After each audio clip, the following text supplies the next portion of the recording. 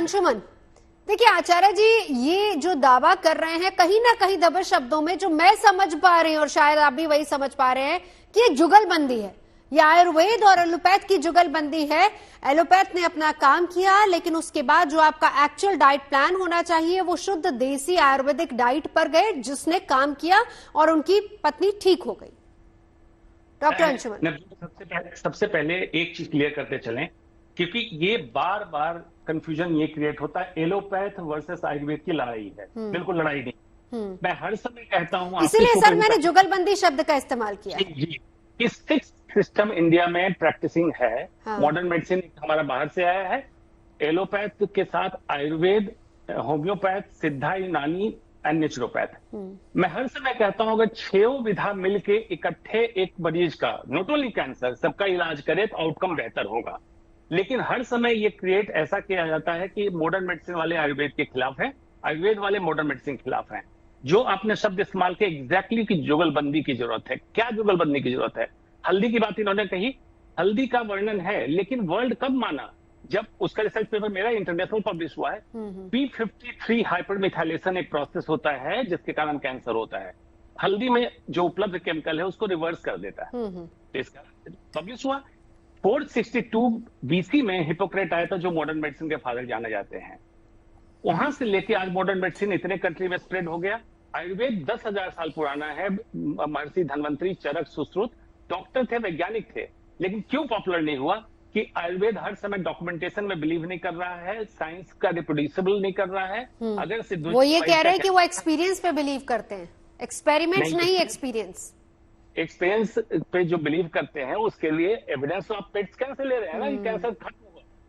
तीसरी बात कि कैंसर पेट स्कैन भी 5 मिलीमीटर से बड़ा जब ट्यूमर होगा तभी वो दिखाएगा, number 1। Number 2, zero cancer PET scan में ये किसी जांच में दिख सकता है, लेकिन लॉन्ग टर्म फॉलोअप, अगर इनके केस को 2 साल 3 साल हम फॉलोअप करेंगे तब पता चलेगा कि एक्चुअल सर्कुलेटिंग ट्यूमर सेल बड़ा होकर दूसरा कैंसर तो नहीं बना। ठीक है, तो इतनी जल्दबाजी नहीं करनी चाहिए। बहुत लोग गुमराह हो जाते हैं और एस्टैब्लिश कैंसर के रोगी को एक चलिए इस पर एक आचार्य जी आपका जवाब जानूंगी, लेकिन उससे पहले डॉक्टर शरद, देखिए आप एविडेंस की बात कर रहे थे, डॉक्टर अंशुमन भी उसी लाइन पर अपनी बात रख रहे हैं, लेकिन आचार्य जी ने यहां पर यह कहा है कि हम एक्सपेरिमेंट से ज्यादा एक्सपीरियंस पे बिलीव करते हैं। अब डॉक्टर अंशुमन ने जो ये बात कही है कि उस प्रमाण को वहां पर रखना चाहिए, आप भी प्रमाण की बात कर रहे हैं, लेकिन सर कैंसर कोई नई बीमारी नहीं है, हम पिछले 1 दशक से देख रहे हैं, अब तो लगातार ये बढ़ता जा रहा है और बहुत से लोग आयुर्वेद की बहुत सारी पद्धतियों को अपना भी रहे हैं। हालांकि इसमें कोई दो राय नहीं कि एलोपैथ पर भी चल रहा है काम, लेकिन क्या वो एक्सपीरियंस, क्योंकि उसके रिजल्ट भी नजर आया, और यही आचार्य जी बताना चाह रहे हैं।